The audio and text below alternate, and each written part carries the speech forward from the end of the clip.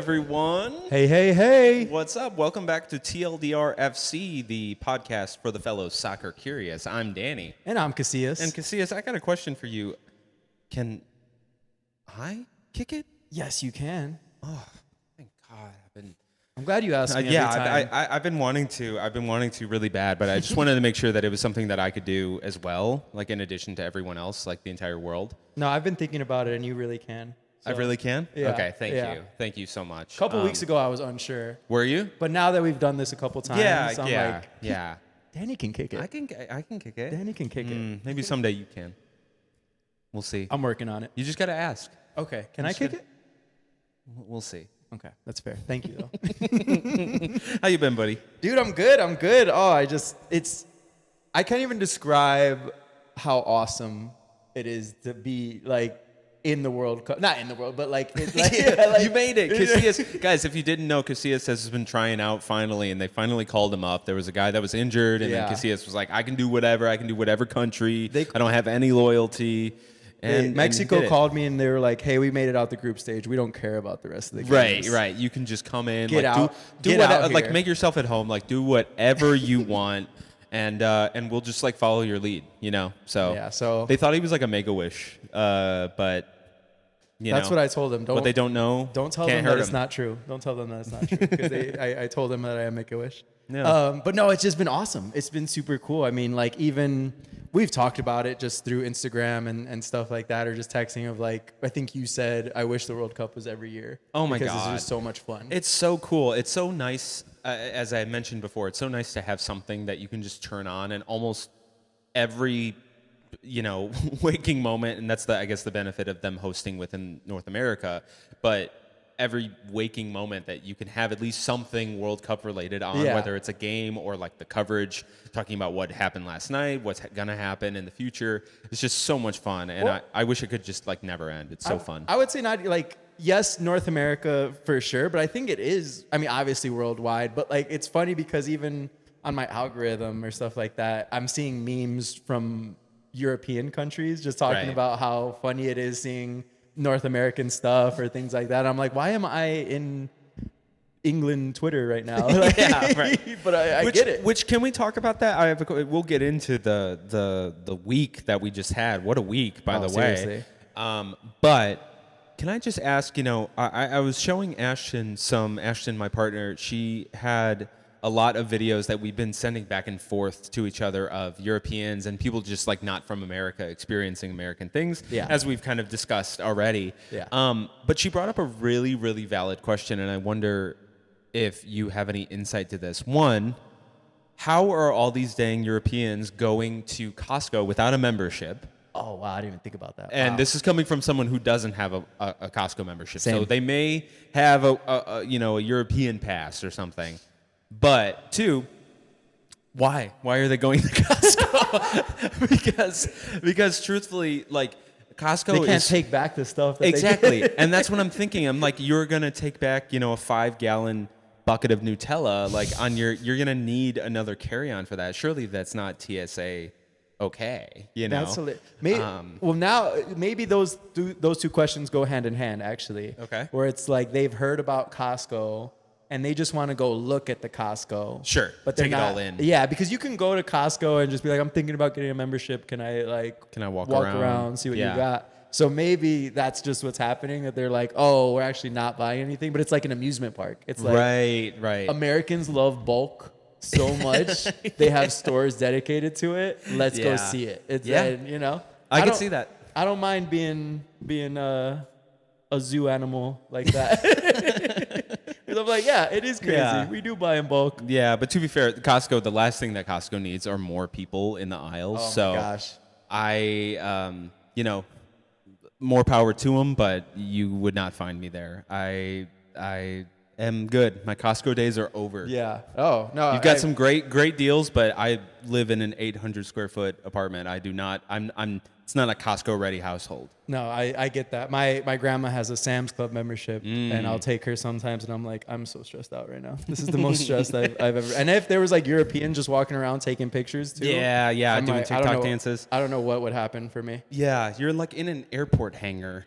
and it's just all the it's echoing, reverberating, and you're walking into a freezer or a fridge with like 5 dozen eggs, and then like, some people have like freight carts, right? Like the most inconvenient carts that you cannot move around, right? But so that was Costco corner. That's tune in next week for more Costco talk. That's what we're rebranding as, I guess. But yeah, listen, after the World Cup, it's all Costco. It's all Costco, and but this week, since we've got the World Cup to talk about, we should really get to it. So let's do it. We're gonna rapid fire go through all of these different games. We weren't able to watch like pretty much, like we weren't able to watch all of them. I mean, there's so many. Yeah. And so, but that being said, we did read up on them. We went through all the highlights. There are plenty of ones that we did get to watch and have some thoughts and insights on. So we're going to try to cover all of that. And hopefully we've kept up and we'll be able to update you on what you missed. We did the work so you guys can just get the key notes. That's highlights right. Of it. Yeah. Yeah. All work, all play. You guys are the play. That's a kiss. That was a good kiss. Thank you. I can't wait to hear this back just for that kiss. Yeah, just the kiss. Just play it to you every night.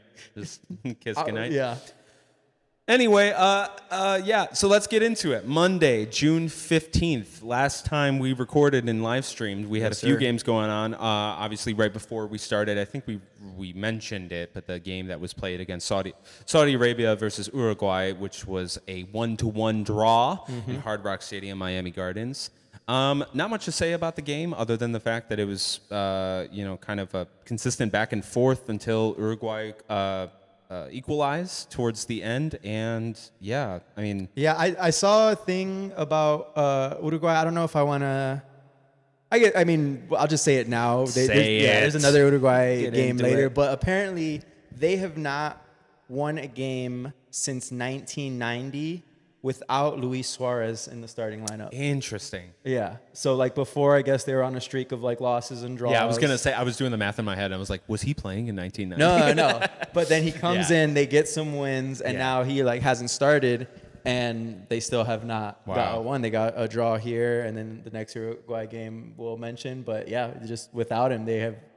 That's pretty remarkable. Do you have some insight on Luis Suarez as a player, like just like where he comes from and kind of what he's playing for Miami now with Messi, Miami in the MLS. Right. I think that's basically my whole knowledge. Not that exactly, but more Messi is my whole knowledge of Suarez. Like I know he's like this great player. I also I don't know if you ever saw he loves to bite people. that was kind of his about it. He's got some chompers. It's even to bite someone once on a soccer field is kind of crazy, but I'm like, okay, maybe spur of the moment. But like he's done it multiple times that you're kind of like, oh no, this is like a thing that he does. He's a great player. I don't want to do the one negative thing that people say about him, but he does love to bite. Okay.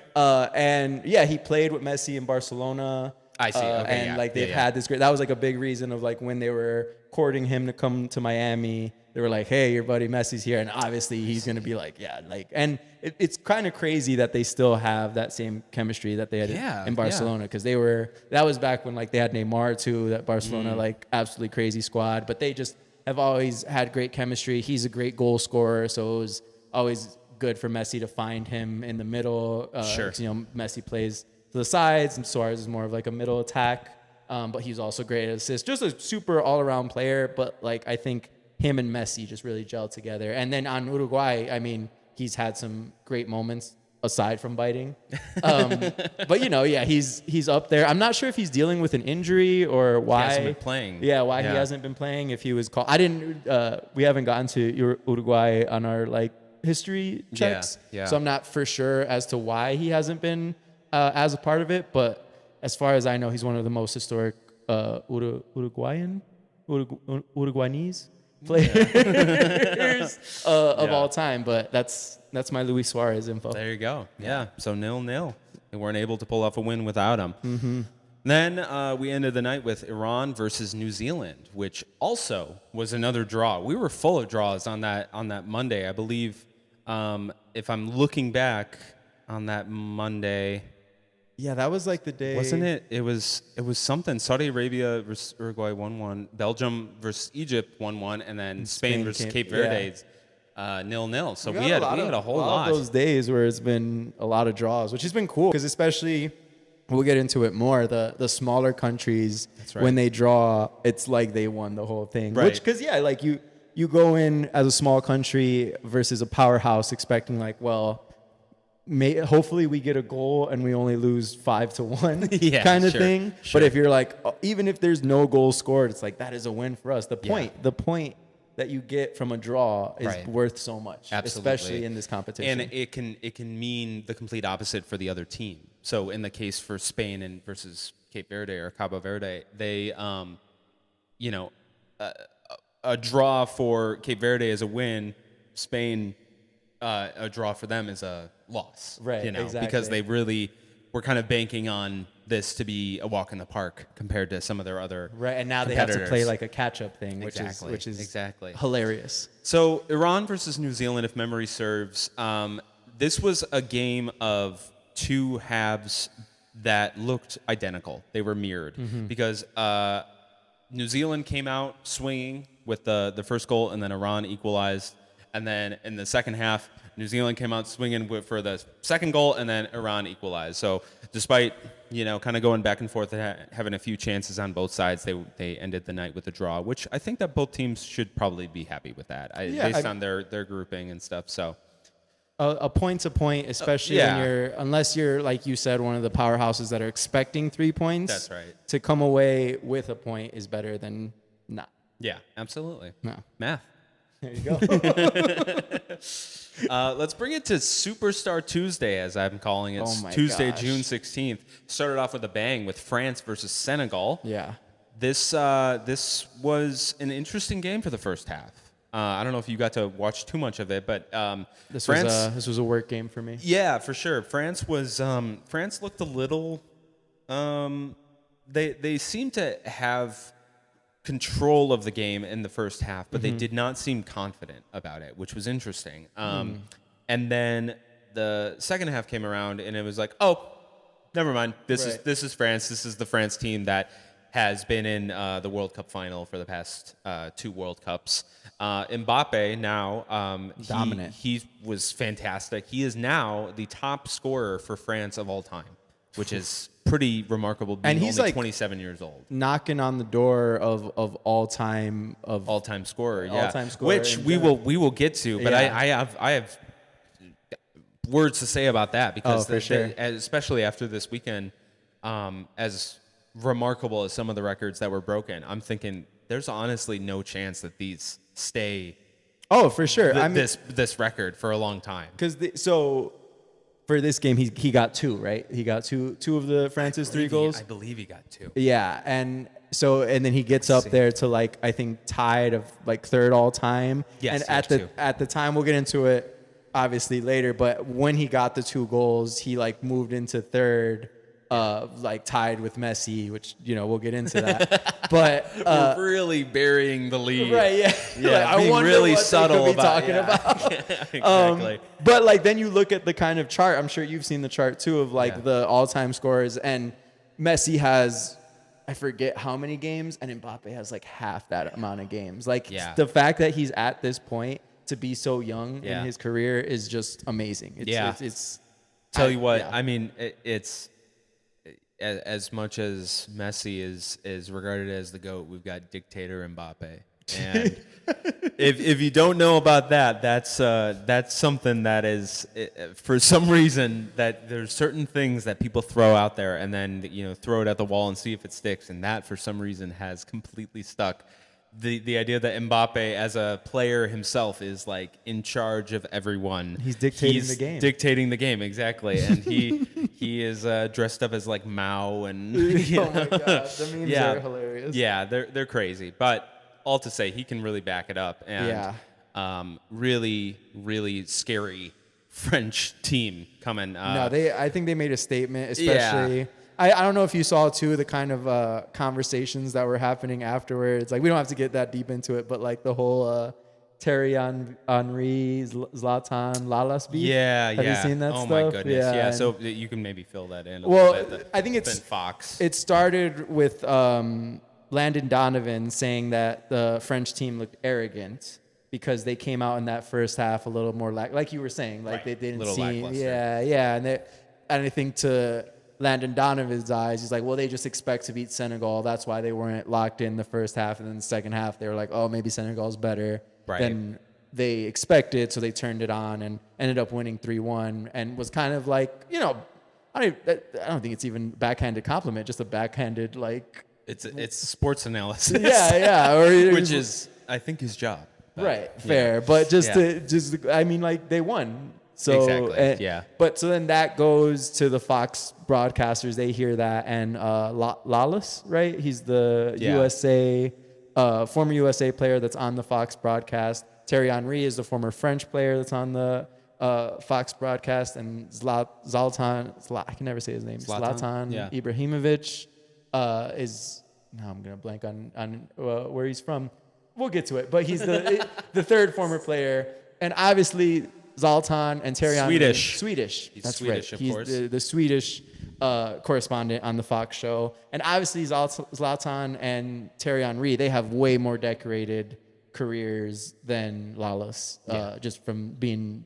But Lawless had a decorated career too. But anyway, he doubles down Lawless on with Landon Donovan of like they were arrogant, and then Thierry Henry looks disgusted. Like, what is this guy talking about? Talking about my French team. Right. And then Zlatan says, it's not arrogance, it's confidence. And I have like kind of we've talked about this just with other things in life of like, the like secondhand embarrassment that sometimes you feel. And I don't really watch a lot of the Fox broadcast because I love the Telemundo broadcast. It's been so much fun. That's the way to go. No commercials during hydration breaks. Watch Telemundo if you want to watch these World Cup goal games. celebrations that are we 3 timed minutes it long. literally just the other day. Oh, did you? 20-second long. Yeah, we were watching the game.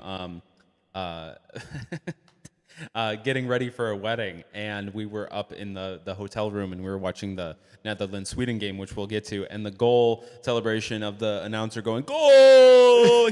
We timed it. It was 20 seconds long. That's perfect. And that's 5 seconds shorter than I would have thought. Absolutely, But I still like it was a slow day for him. Right. Yeah. I also, not to sidetrack too much, but I do love the Telemundo broadcast because like have loved watching soccer. It's the best. Soccer is also, I think, a sport that you have to kind of constantly watch because when something breaks, it breaks so fast. Sure. So it's kind of like, other sports, basketball, football. It's a lot of back and forth. Yeah. You got to kind of build on everything and stuff. Right, But yeah. Whereas you're totally right. You can like look at your phone, maybe do some stuff and like periodically look over and like, oh, okay, you could see the play happening. Right. Like the beats of it. But For soccer, although it has beats, it's so much more improvised. Yeah. Like it's so much harder to get to the thing.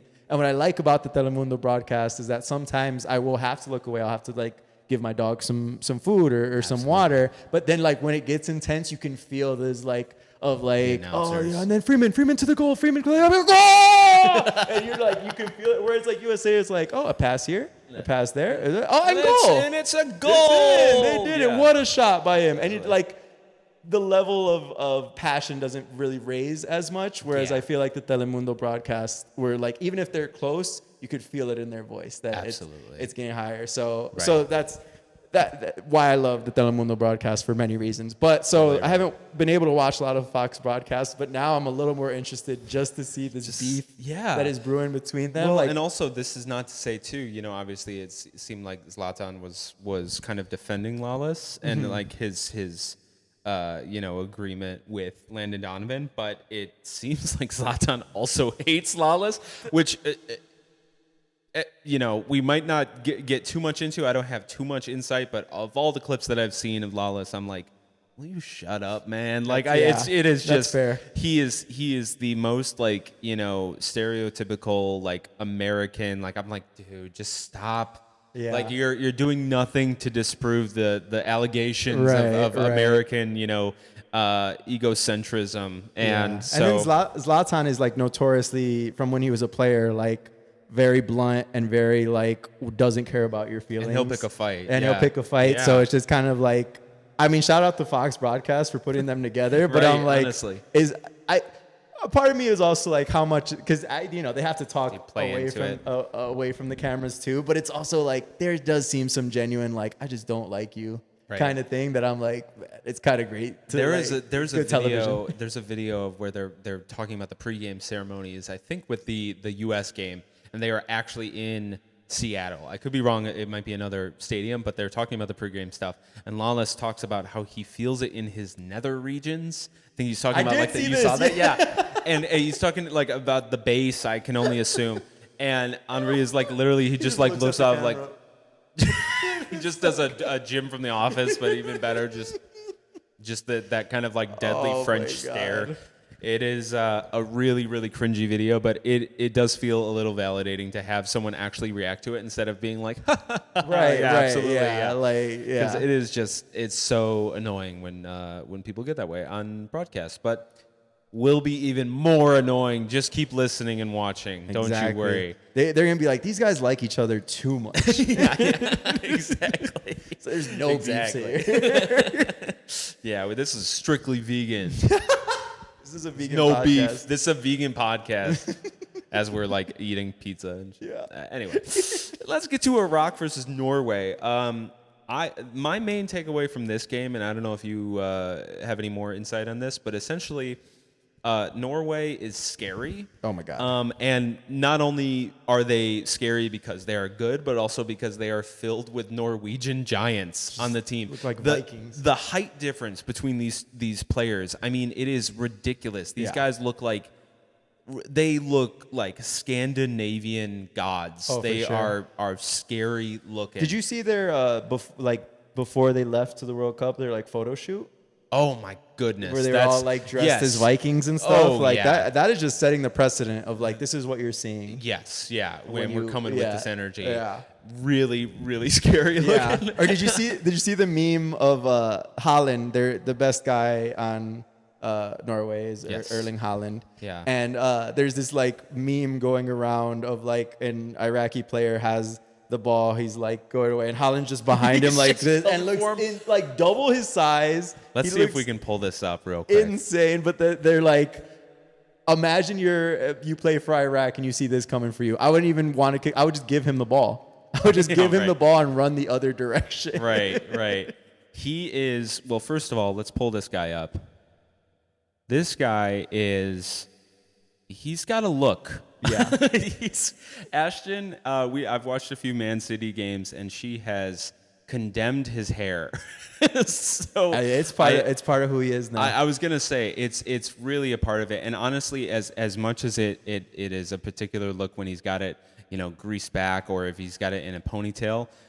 When he lets it flow, when he's his Snapchat is something else. I was gonna ask you if you've seen the Snapchat. His stuff. Snapchats are great. Let's see if we can funny. get some of his Snapchats. I didn't even know he was that funny. He's a funny, yeah. So this is I don't think that he would look better bald, but he's a I mean, look at this man. Oh my gosh. He's a cutie. Where are your eyebrows? But when he lets it flow, I mean, like that kind of works. That kind of works for him. Sure, yeah. He can make it go, but when he's on the selfie with my twin. He has multiple selfies with Shrek. He does. He really loves Shrek. Let's see. He said something. There was something funny about it. He's just a funny, yeah. Yeah, and he's very much like. Very much like Mbappe, where he's so good and so young. This is what he looked like before. I think that as much as I am not a fan of his hair before, this is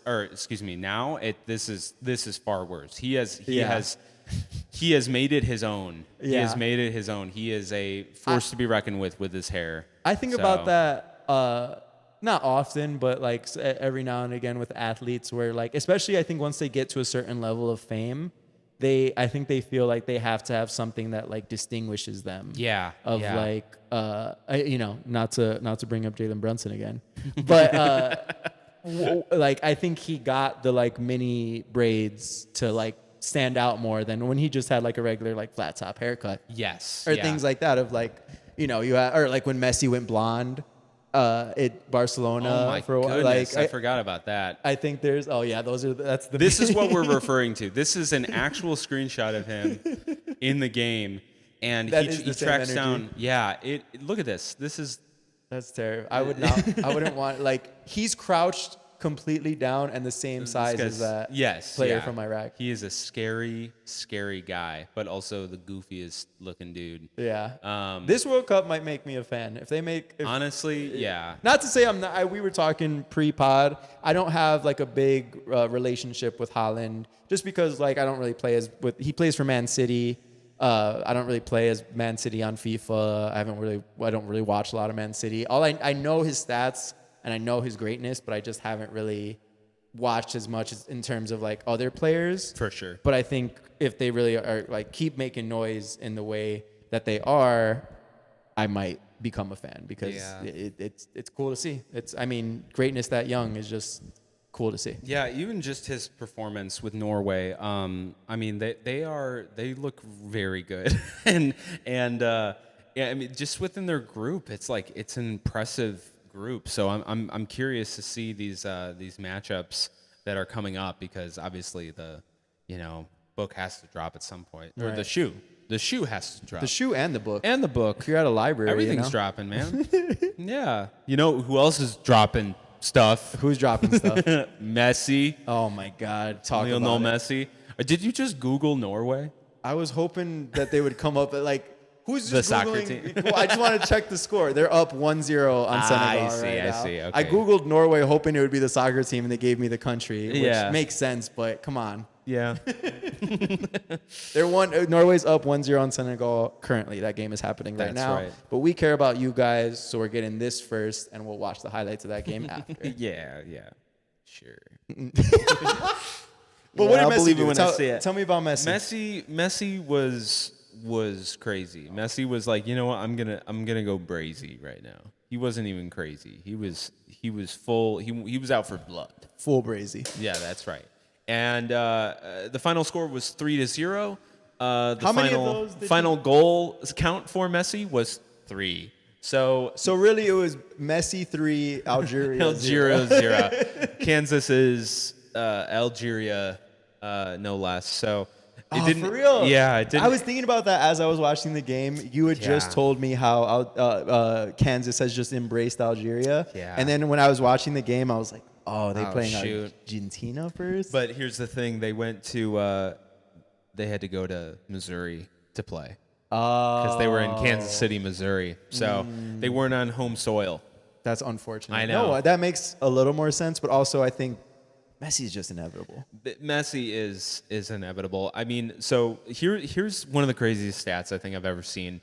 So Derek Carr is a QB for the NFL. He's one of those journeymen. He's been on a lot of different teams. He has played in Arrowhead Stadium 10 times. He has only won once. Messi has played in Arrowhead Stadium twice. Messi has played on Inter Miami in the MLS just last year. Yeah, makes sense. And now has played for Argentina, and he is 2-0. So Messi currently, and I don't see this being broken, has a better record than NFL player Derek Carr. Yeah, Derek Carr doesn't even play anymore. Right. Yeah. Exactly. With what he had 5 times more opportunities to score and to win games in Arrowhead, but that's neither here nor there. Messi just likes the field. He likes. That's right. Something about Kansas just gets him going, I guess. We are in Kansas. Yeah. It's not. We are in Kansas still. That's what he said exactly. Well, no, that's exactly what Algeria said when they crossed the border. They went to Arrowhead. They said we're not in Kansas anymore. That's true. And so they lost. The moral of the story: don't ever leave Kansas. That's all I'm saying. Algeria, your friends are in Kansas. They're in Kansas. Don't go to Missouri. Don't go to Missouri. But Messi tied the all-time goal scorer. There you go.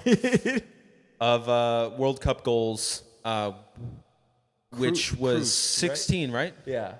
Or was it close? I thought it was close. Close, yes. Germany's, what's his name?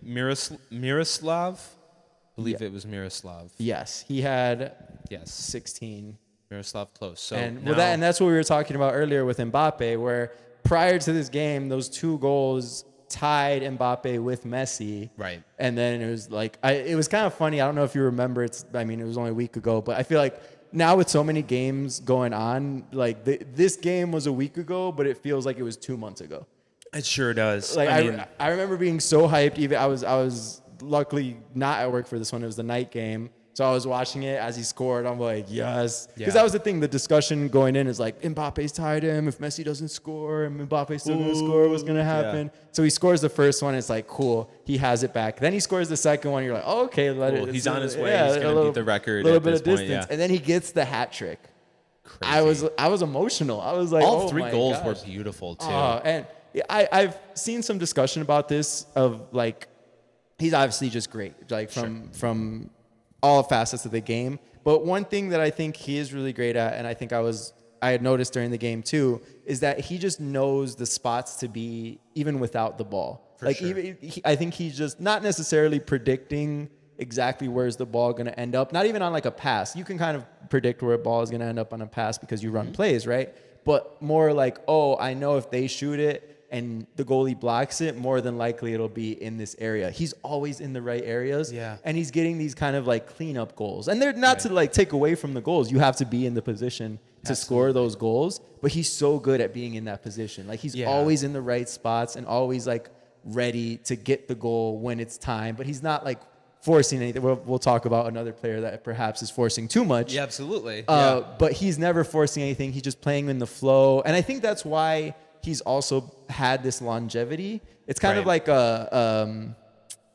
like Steph Curry in a way, where like Steph Curry doesn't play in a way that can get him a lot of injury. He's not like jumping and dunking a lot. He's constantly running around, but it's not as it's physical in terms of like your own body, but not physical in terms of like getting beat up, being in the plays that it's like you're going to get pounded by like guys that are bigger than you and stuff. And I think Messi plays the same way. Okay, wait. Pause. But I didn't even like yeah. Yes. I feel that. But I think that's why Messi has been able to sustain his greatness for so long, because he's not forcing things and he's just picking his spots in the right way. He really does. I mean, he literally walks for most of the game. Like he's just kind of watching it play out. And he turns it on. Right when he needs to. It's so enjoyable to watch because it's kind of like it creates this like unpredictability, because if you're like running to get to certain spots, like, I don't know. And it's also a testament to the Argentinian team. Oh, yeah. Creating these opportunities and giving him the ball.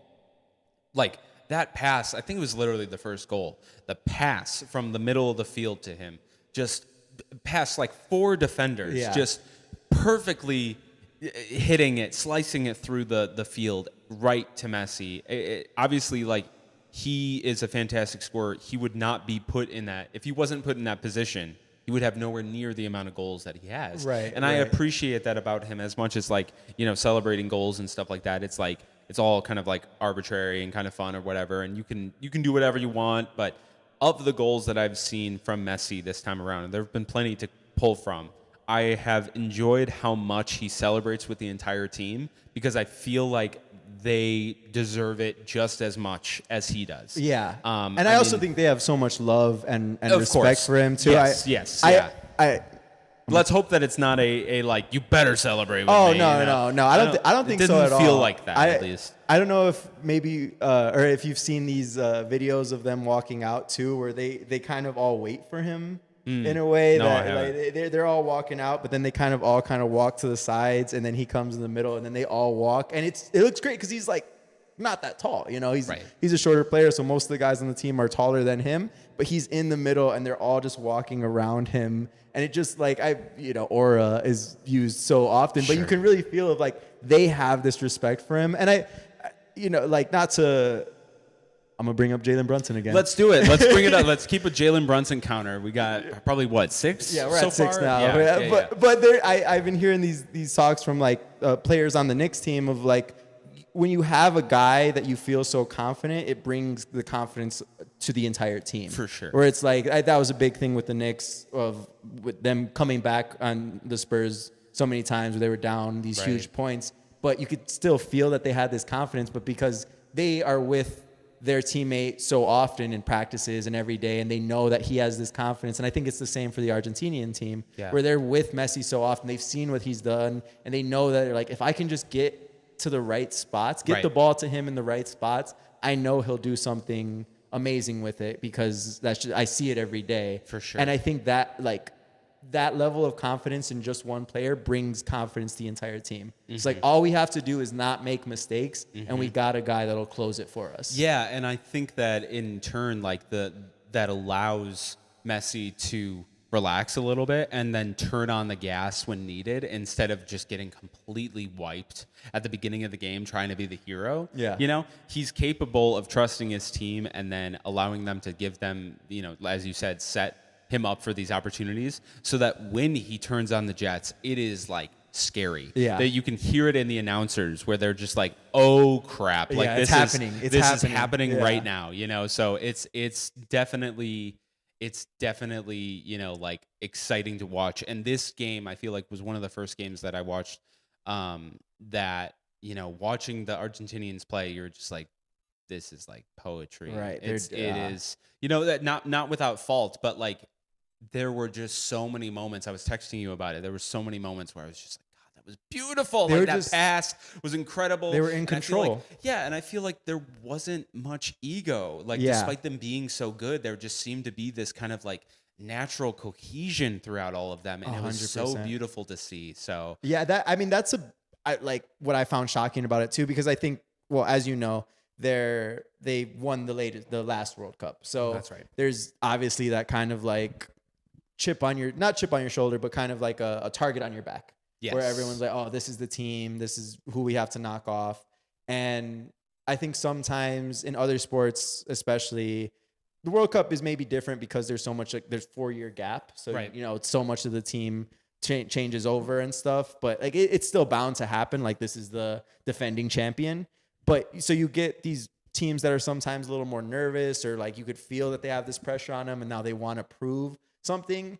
And they did prove something. I mean, I know it was just Algeria, but they won 3-0.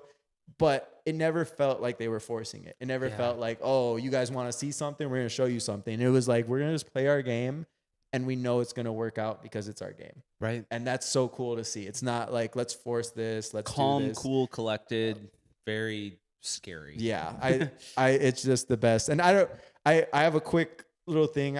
It's kind of jumping ahead, but sure. Argentina also played today. Right. Just so, like, because we're already getting into it, we might as well. Messi almost had another hat trick today. He scored 2 goals today and had a penalty that he missed, which is insane. And that was actually the first. I was at work, so I didn't get to see the game. But I correct me if I'm wrong. Still 0-0. The penalty was the first chance, and I think people were already like, "Oh, that first game was an anomaly, this and that." And then he scores later, and he's like, "Oh, okay." And then he scores at the like 94th minute to be like, "No, that first game wasn't aberration. Yes, it is for real." And with the quick story I want to tell is that I was working today, and for the people that are just going to listen to this audio, I am wearing a Messi shirt, but it's an Inter Miami Messi shirt. Because he's playing today. I love Messi. I'm going to wear my Messi shirt. And I deliver for work, and I was at a daycare delivering, and this guy was picking up his kid, and as he was leaving, he sees my shirt, and he's like, "Did you see the game?"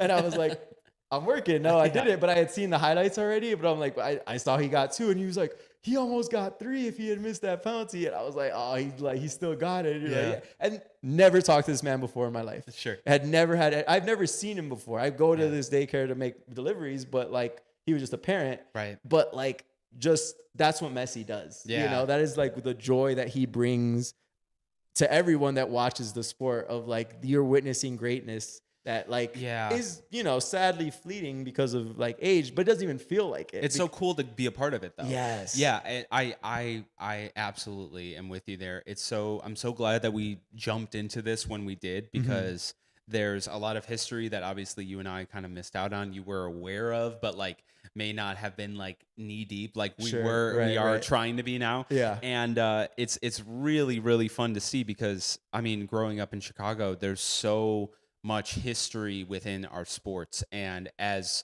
much as we've been able to be a part of certain aspects of it, there's a lot of the culture that seems to have like kind of passed us, and people always reference, and they're like, oh, it'll never be the 85 Bears. Yeah. It'll never be the 90s Like Bulls. the You know, like Sopranos it's thing. exactly. It's like, I feel like it's cool to be a part of something on the ground floor, Yeah, you know? but lately I've been feeling like I came at the end. Yeah. Exactly. Yeah. And that's exactly, I mean, watching The Last Dance, I literally, that's my Letterboxd review for it. Follow me on Letterboxd. But that's my idea of it, is that, like, you know, you grow up hearing about the Bulls.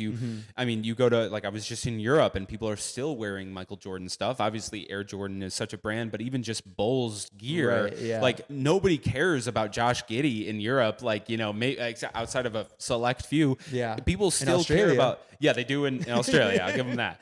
But like they care about it, and so it has kind of felt like, oh, we missed the boat. You know, like Right. it'll be cool to do it, but also when you're a part of something that's special, I feel like then people are way more prone to being kind of skeptical about what's to come in the future. Right. It'll never be what it was. Exactly. So Yeah, even yeah. if and when the Bulls win again, you Yeah. know, they're going to be like, well, Yeah. win 5 more and we'll talk or whatever. Right, You know, there's right. this level of like, and truly, I don't see another team getting to that. You know, like Yeah. that seems like one of those unbelievable, that'll never happen, because the league has like 100%. created parity and all these different things that are meant to like prevent that, which truthfully is probably good for the longevity of the game in Right, different right. markets, whatever. We can get into that later.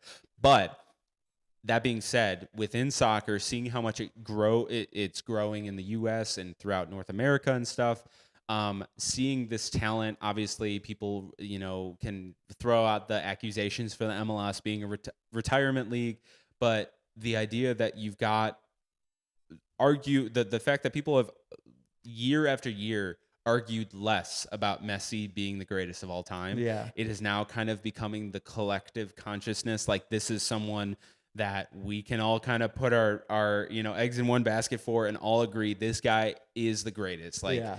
it is so fun to watch. There's no And- box he hasn't checked. Exactly. I mean, and he's it's still going. and he's still going, and it seems like he's only getting better. The fact that he scored, like, so the record now is 18 goals. Yeah. Right. He has scored 5 of those in 2 games. Right. So I could be wrong. That doesn't seem like he was doing that before. You know, like No. It's funny because I saw like a little cartoon today after he like got the record, where it was different cartoon versions of him going throughout the years. And Yeah. his first World Cup, I think he scored like 1. Sure. His second World Cup, he did better. I think he scored like 3 or 4. Yeah. His third World Cup, he only scored 1. Really? Yeah, Wow. like it was just a tough World Cup for him. And then the last World Cup, he did pretty well. They won the whole thing. Of course. But I think you're completely right. Where this one, he already has 5, but I think it's just he's reached that level of confidence of like, I know who I am. I know my game. No one can really touch my resume anymore. And now I can just move. And I'm not saying like in the past, obviously he was great in the past, but I'm sure there was some of that stuff, especially with the World Cup, Yeah. where he was constantly hearing like, yeah, but you haven't done that. You haven't done. He's not what- Diego Maradona. He You know, hasn't- like you- he's You beat me not by 2 this. seconds. Yeah, exactly. That was Yeah. the exact things that like people were saying. Right. And now that monkey is off his back, he can just play the game his way. And he's like, Absolutely. you know, even if we lose, I know for a fact he wants to win it all again. Sure. But even if they do, he's like, the resume is still untouchable. Right. Even if it was For untouchable. now. Which is like, Yeah, which is that's so true. cool to That be a is- part of. seriously. Like again, it's that thing where we're now able to like see the greatest and then see the potential greatest. You Yeah. know, like we're getting the, you know, and with it being international soccer and with the World Cup being from you know, around the world, obviously Messi is not American, you know, like Yeah. we don't have like this undying loyalty to him simply because of our like nationality. It's just fun to be a part of this kind of like, you know, everyman situation where you can root for the greats and Yeah. just enjoy their successes and stuff, Yeah. rather than having to compare and kind of like fight for your own team and stuff like that, you know, like and it would be lovely to get to the point one day where the U.S. is a dominant force to be reckoned with. Oh, for within, sure.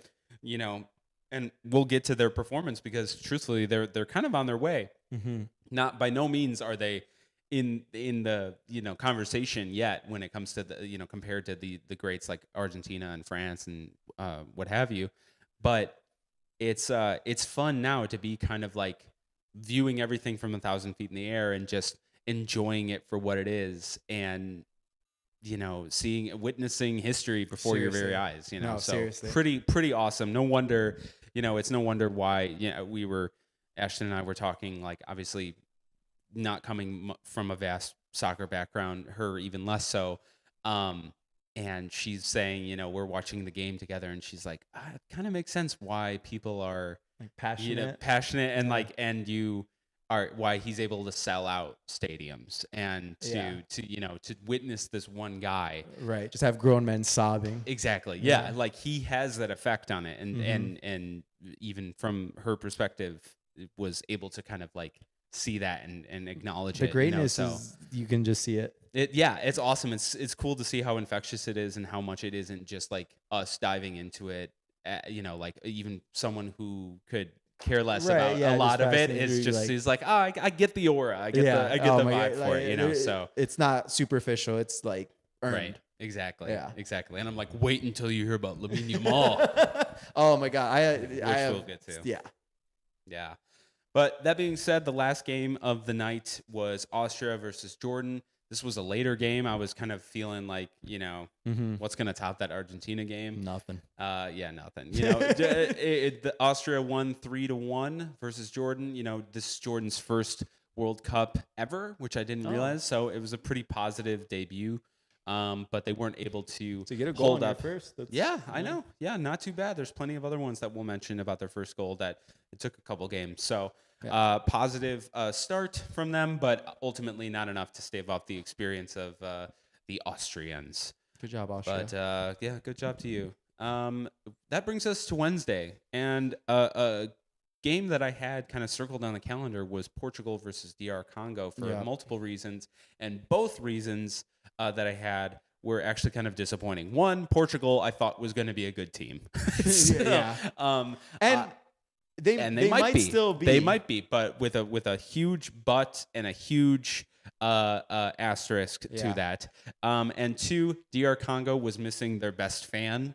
He was not flown out yet. No, he wasn't. But he is going to be there for the next game. I just saw a video of him in, he was the one that we previously mentioned in the last episode, who holds the same position the entire time, which I totally blanked and forgot to write down exactly why he did that. I looked up, like, there was actually a very beautiful meaning behind it.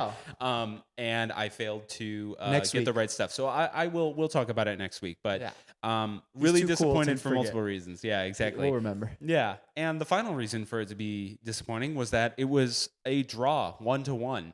This is another one of those cases where it was disappointing, I think, for football fans who wanted to have like a definitive answer. Yeah.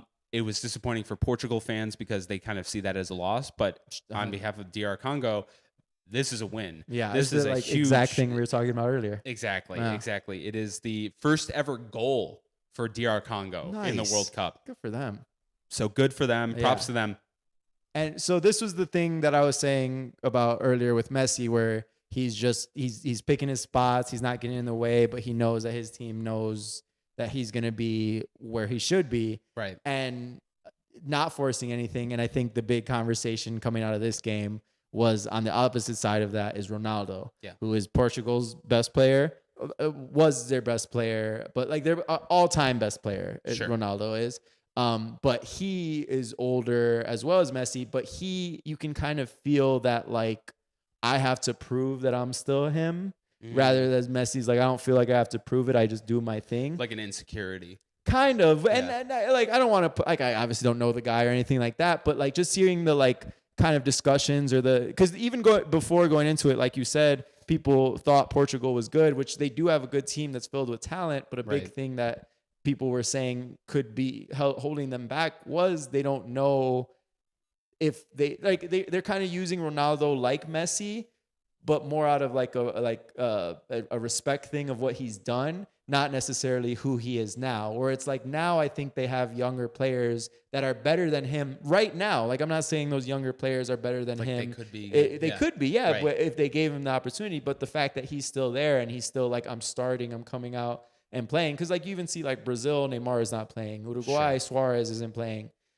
Argentina, Messi is playing, but Messi's still him. Yeah. Whereas like, Ronaldo, maybe he comes off the bench, he could do more than if he's starting. Right. And there was like different plays where if he got out of the way, there would be goal scoring opportunities, but instead he was in the way to try to get his own goal. And it just like would mess up the play. And you could see guys like behind him. There was one specific, I forget the other players, but they cross it to him and he's kind of towards the goal. And there's another player a little bit further out. And the cross is coming that if he stays towards the goal, he's kind of blocking the goalkeeper. Yeah. That this guy can just shoot it and has a clear goal in. But instead of doing that, Ronaldo comes back out to get the ball and shoots a terrible angle that misses. And you can see that, I think it was like Bruno Fernandes, I want to say. And you could see him like visibly like frustrated. I had a like, shot. yeah, like if you hadn't ran up and took the ball away, if you stood in your spot, I would have had a great look at goal. Right. And instead, it just seems like Ronaldo really wants, I'm sure probably seeing Messi score 3, and that has been the long discussion of like Ronaldo versus Messi to this day still. And it's just kind of like, hey, like there's clearly now a gap and I think it's also Ronaldo plays the opposite of what I was saying earlier with Messi, where he's like constantly running, constantly on the ball, constantly like doing stuff that tires you out. You're just going to get winded. And especially if you're older, you're not going to be able to do the things you could once do. Whereas Messi is just walking around, picking his spots. He doesn't get tired because he's not running around that much. Sure. And it's just kind of the thing. And like, it's more, I've never been a big Ronaldo guy. I've always been more of a Messi guy, but you don't want to see that. You know? It's just kind of like, oh man, you're one of the greats. Like, but you got to kind of understand that age comes for us all, Right. So yeah, it's he's tough. he kind of seems like the evil version of Messi. The Wessie, if you will. The Wessie, yeah. He's his Waluigi. He's his Waluigi. And he just seems like the opposite, like, the upside down version of Messi. So 100%. We'll see if he can redeem himself. Yeah, I mean, hopefully, I'm rooting for him. Although I'm not like the biggest fan, I just still want to see good stuff happen. Right, like so. what? Yeah, that's the thing. Especially being in our position, I'm sure that people from Spain have completely different, perspective, being rivals or whoever, or whatever team that he was playing on in his club levels and stuff. You have perspectives, but just for the, I was talking to one of the guys that works in my building, and he was saying, he said something really beautiful. I was talking about like the Mexico team, and he has his doubts about it. That's like where he's from, but it's like he's like, I don't know, like if they're, they're legit. But he's like, but at the end of the day, I just really like football. And I was like, that's awesome. Yeah, man. Like that's just like I feel like that is absolutely the personality that's where I want to be at. I would love to just enjoy the game for what it is, and I want to see good football. 100%. Or soccer. Yeah. Whichever. Yeah, right. So that being said, speaking of good football. England versus Croatia. They call it football for sure. Yeah, they sure do. This was a really good game. I watched this game. England 4, Croatia 2. Going into the half, it was tied 2-2. There was a pretty incredible the first goal that did end up occurring from Harry Kane was a missed penalty shot that was then called back because of an offsides, and the goalie wasn't on his line. Oh, right. And so it was like this moment of like this, oh my gosh, a blocked goal, which like hardly ever happens to begin with. Yeah. And against Harry Kane, no less. And then suddenly it gets called back, and everyone's like, "Oh God, it's going right in," you know. And as I said, it was a really interesting game for the first half. But then England came out and kind of said, "No, we're here to play." And they were. I keep saying it, but I feel like this week was like defined by the scariness of some of these teams, the cohesion that some of them had, but also their ability to like just attack, and exploit some of the weaknesses of the other side. And even though I don't know much about the tactics of Croatia, they just really seemed unprepared to defend against England, and they just really took advantage. England, that is, took advantage of Croatia's weaknesses and stuff, and they were able to really seal the deal.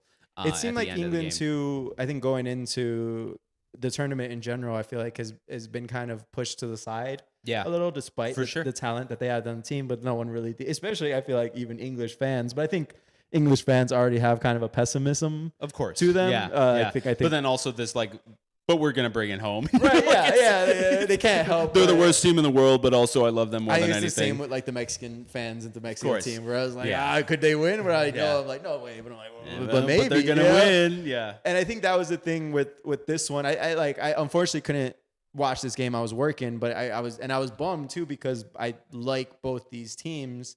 Croatia basically more for Luka Modric. He's kind of like, I wouldn't say he's even evil Messi. He's kind of like, if Messi is Croatian. is Mario, then Modric is like Luigi, where he's like that's in the beautiful. vicinity, That's but like beautiful. not as at the level. But I love him. But I think, the first half probably showed them at the level, but I think maybe the second half was more England being like, no, people are counting us out, but we are For sure. good and we should be contenders here. We should be looked at as contenders. And I think this was kind of, especially those 2 goals in the second half were kind of to show that like, no, we're They here. were the cherry on top. Yeah. They were the warning shot. Mm-hmm. Yeah. Listen, we're gonna start flying through some of these because we got We love soccer. We can't love help soccer. but just Yeah, getting exactly. into it. Yeah, let's just get into it. These next ones will be fast. Yeah. So the next game that day on Wednesday, June 17th, was Ghana versus Panama, which ended in a 1-0 final score. Ghana pulling away the win. Good job, Ghana. They almost Panama almost equalized right at the very end of the game, and there were a few near scares, but Ghana was able to pull it off. So good for them. Good job. The final game of that night was Uzbekistan versus Colombia. Colombia pulled away with a win 3-1, and holy crap, assist of the year from across from Colombia. I'll get to him in a little bit in my guys naming dudes section, but holy moly, this like was Colombia. a beautiful highlight. This, you probably, if you follow soccer at all, even if you don't, this was one of the highlights that they had on So ESPN. good. Just beautiful cross, and just undying loyalty to just staying on the pitch and staying ready, not taking the throw and just getting that ball back in bounds and making it happen right at the end to have the exclamation point against Uzbekistan. Yes, sir. Beautiful stuff. Now that'll bring us to Thursday, June 18th. Czechia versus South Africa. This was another draw. I don't know if you got a chance to see this one. No, I missed this one. There wasn't much to take from it other than the fact that Mbowazi, our hero Chicago from Chicago Fire, debuted a new bald look. He shaved his head. I did. You see that? Yeah. I liked it. It looks really good on him, but I do have to say he is 0-1 in terms of defending goals, because he had a touch. He wasn't able to completely block the only goal from Czechia. So unfortunate debut for his new haircut, but props to him for looking stylish as ever. So Sick. Excited for him to come back. Looks like South Africa, unless barring anything crazy happening, looks like South Africa is on their way out of the group stage. Same as Czechia. That's I think that's although it was before the Mexico-Korea game, Yeah. and they're like that is the group that Mexico is in. I was just like, okay, I mean, unless something crazy happens, it doesn't look good. Yeah, exactly. Yeah, we'll see. We'll see. The next game is for Switzerland versus Bosnia and Herzegovina, which was 1. So 4-1 final score. Switzerland pulling off the win. I wrote down that B&H was Swiss cheese versus Switzerland. I mean, they really were. Yeah. B&H has not been looking good in this. No, they in haven't this been tournament. looking great. But Yeah. it's still been fun that they've had some valiant efforts out there. But at the end of the day, it's not about the effort; it's about winning. They're playing the game though. So They are. So true. Couldn't have said it better myself. You know who else is playing the game is Canada. Holy Jeez, crap. this was Canada versus Qatar. I think they heard us talking smack last week about like, come on, Canada, you're one of the host they nations. weren't looking too great. Yeah. Canada 6 versus Qatar 0. Sheesh. Nil. Nada. Sheesh. Holy crap. This was not only Canada's first World Cup win ever. It's pretty decisive, no less. After they had just gotten their first point too. That's right, So yeah, now so they got their first point. things Then are their looking first up. 3 points. They should really keep hosting, because it looks like this is that's when their they key play to the best. success. But then Jonathan David had half of those goals with a hat trick. So was shout out Qatar Jonathan. doing, though? I know. Did not look good to them. But unfortunately, what also didn't look good was the gruesome injury from one of the Canadians. You hate to see it. It was You really hate what to was see his it. name from Louisville that had it was Kyle something, I thought. There was a really gruesome injury about 10, 12 years ago. Louisville was in the Final Four, I want Yeah. to say, and he just came down and is gross. Not for the faint of heart. Do not look it up. Yeah, if you 'cause haven't seen it, it I would is just don't even see it. not my thing. Yeah, I mean, I don't think it was his thing either. Oh, But it definitely wasn't. but It de- I don't do well with it, and I was watching it Yeah. live, and I was like, whoa, that is not supposed to look like that. But prayers up for him. he looked like, I don't know if it was like adrenaline or anything, but he looked okay. Yeah. It was just his leg was bent the wrong I'm sure it was direction. like an adrenaline thing. Yeah, Yeah. it was. Yeah. So prayers up for you. But props to the team for pulling off the win Yeah, and what- really taking revenge on on Qatar. yeah. And And us for saying they weren't doing anything. that's right. Yeah. And you should have a whole lot to say about this game. Let's go! Oh my Headphone god. warning. Oh, sorry. Yeah, my bad. I'm just so hyped. You know, so Mexico versus South Korea was the last game of Thursday, and Mexico won.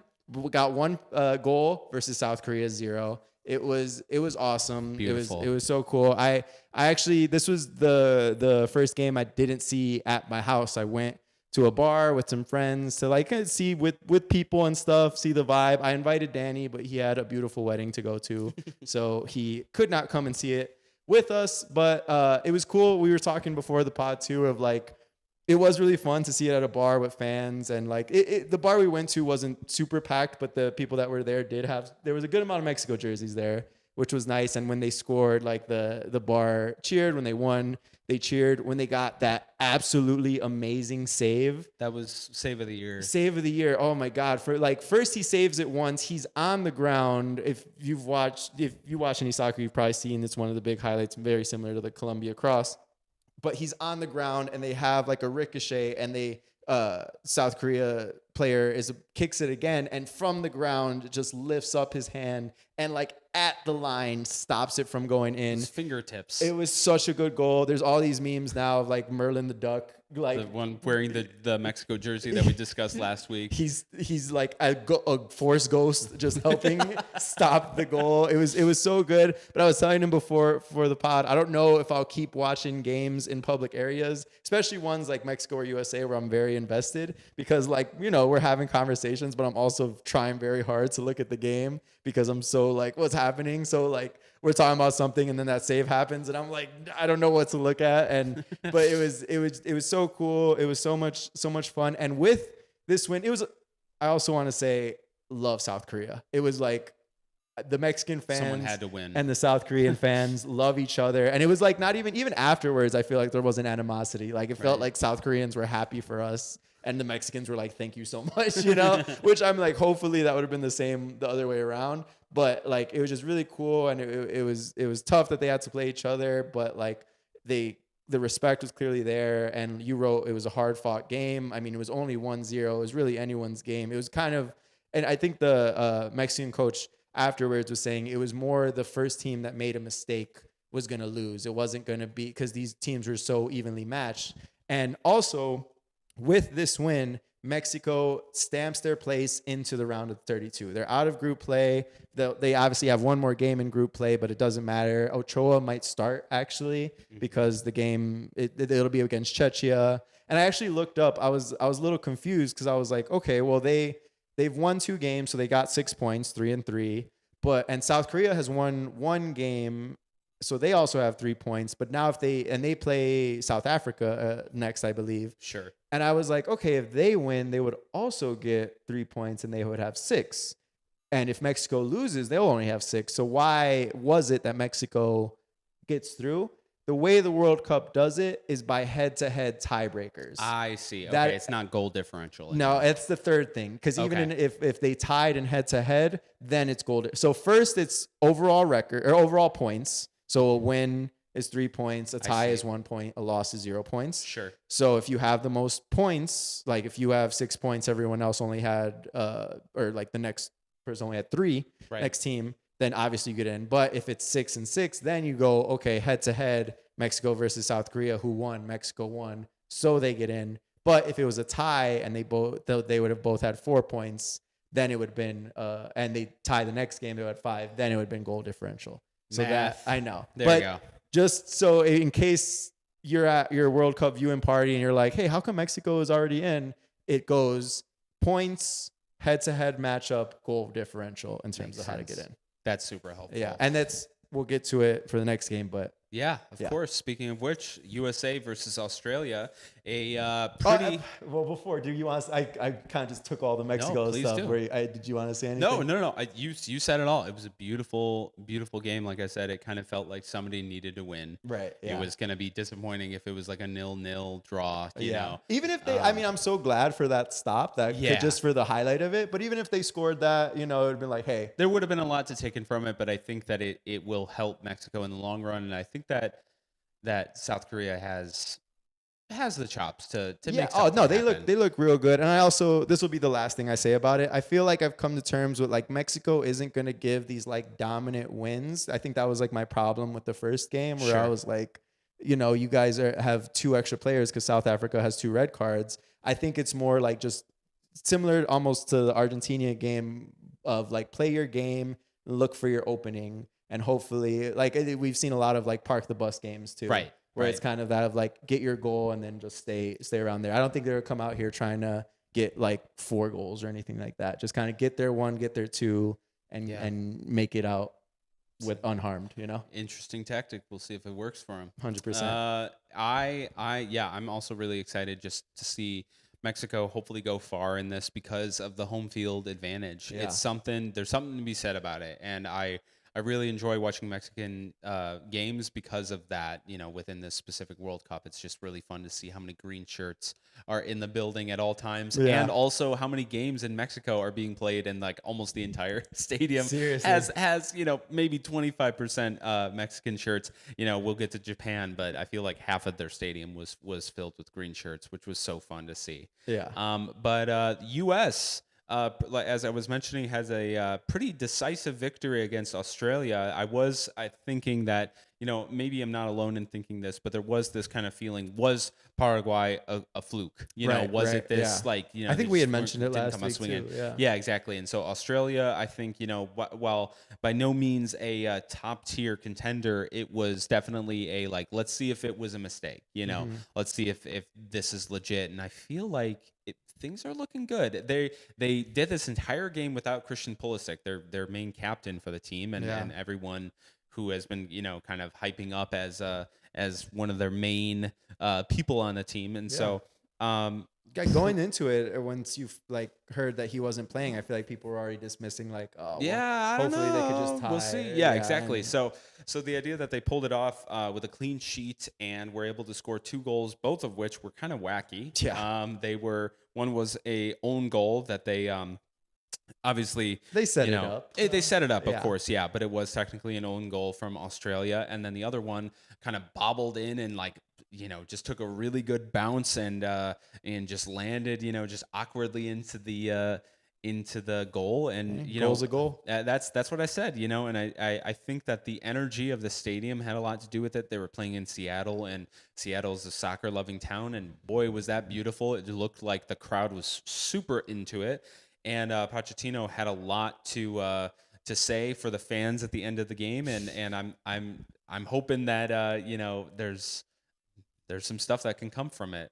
Oh no, yeah, I mean, I think so. I think just in terms of for confidence too, right? Just to get that win, especially without your best player or your quote unquote best player, and to just it very similar to for my experience of watching it with people. I did watch it at home, but my Brenda's sister was in town from Baltimore. Sure. And they went to the beach, and I was like, okay, cool. I'm by myself, just gonna lock in this game, have a couple brews. And then they were like, "Oh, we're gonna stop by," and they stopped by like right as the game was starting, and I felt so bad because I felt like I was a terrible host because I'm like trying to watch the game, and like the first goal was like the own goal and stuff, and like they're just enjoying it. Like God bless their heart, like they could have easily been like, "Hey, can we put something else on?" But they knew that I was like locked in, so they let me watch it. Yeah. But it was funny hearing their commentary of like, "Oh my God, he scored it on his own goal.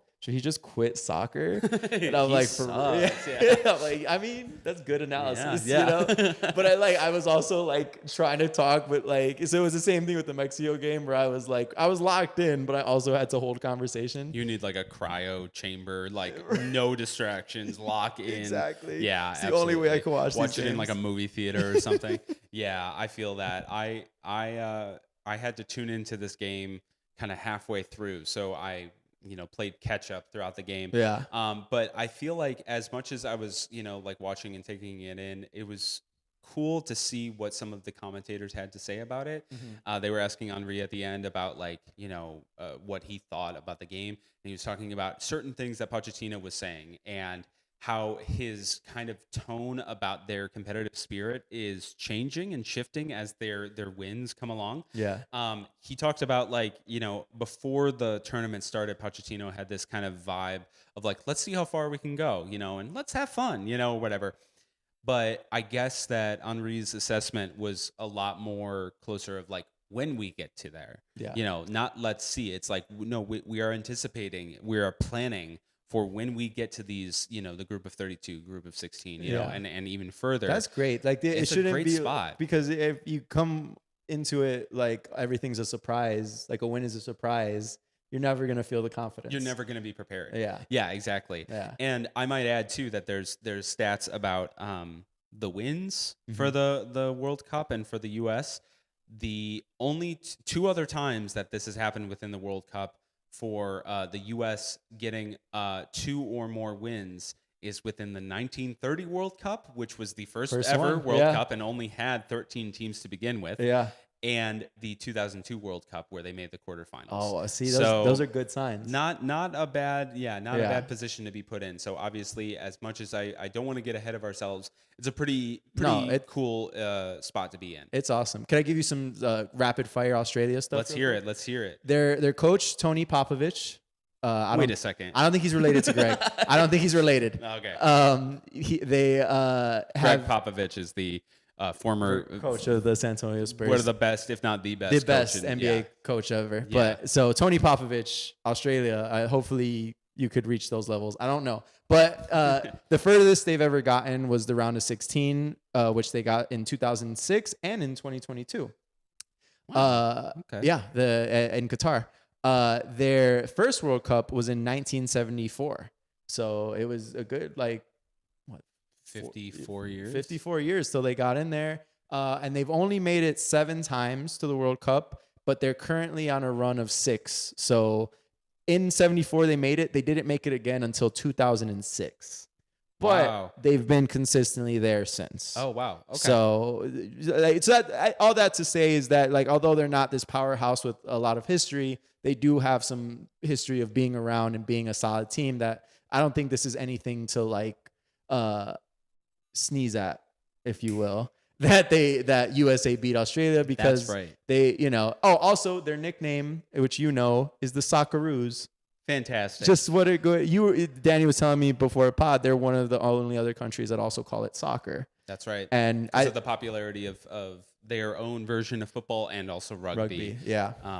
But and I think I'm just always glad when the nicknames have nothing to do with the colors that they wear. It's great. And just the Socceroos. That's just such a fun, name to call your team. Like, what are the Socceroos up to? And do you know why they wear green and yellow, even though their flag is obviously like the color blue and red, white, and blue? Why is that? It is, I guess, based on their national flower. And so you see that in all of across their sports, whenever they come to the Olympics, they have, the green and yellow and stuff. Yeah. But that is based on. That's awesome. Brenda was at work a couple weeks ago, and she was like, someone was wearing a jersey it looked just like Brazil, but I could tell it wasn't. And I was like, I think it's Australia. And then she went back and she was like, it was Australia. It was Australia? Yeah. I was like, oh, and but that makes sense. She's There like, you oh, go. that's, you know. And last thing, their top Reddit post. Also, though, their Reddit page is called Socceroos, subreddit Socceroos. I didn't look more into it. It's just a funny thing that is their top thing where it says World Cup fan faces backlash after sick chants about Jeffrey Epstein and school shootings. So the Australians are having fun over here. Yeah, I guess. they're having fun. They're kind of metal. They are super metal, but that's who USA beat. So good for them. Yeah, good for the USA. The next game that day was Scotland versus Morocco. Scotland 0, Morocco 1. They job, Morocco scored within the first few minutes. I think literally within the first 2 minutes of the game. And I wrote down score in first few minutes, park the bus. Yeah, they said we don't need to do anything else now. Exactly. Just don't let them score. Exactly. And they just played defense basically the entire time. They got a few shots off of the goal. But yeah, Morocco's looking good. They obviously had a good showing against Brazil, drawing with them last week. But I don't think anyone would be too surprised if they made a run, because I guess that they had a pretty decent run in 2022 as well. So. No, and last week we talked about it when they tied with Brazil. It's like they're kind of also like a dark horse that, like, don't sleep on them. They could make some noise. Yeah. Speaking of Brazil faced Haiti, and they kind of whooped them 3-0. But honestly, the final score doesn't even really reflect, in my opinion, Haiti barely had dominance. The ball. Yeah. Brazil pretty much had it. Yeah, so that means that Brazil, with Brazil's domination, it means that Haiti is eliminated from. Way to get out there though, Haiti. You know, they had a valiant effort against Scotland, with only losing 1-0. Obviously haven't been able to get a goal, but maybe within their last game, hopefully coming up next week, Yeah. they could, in garbage time, as they say. Yeah. put We something up. also didn't mention before we go out, USA with their win against Australia also move on. They move on. Yeah, That's right. they The were same the second exact team. position as Mexico, Yep, where they have yep. guaranteed winning the group and within the group of 32. Yeah, which is great too, because that means Pulisic probably won't play the next one, even if he feels okay, but just to rest him. So Yeah.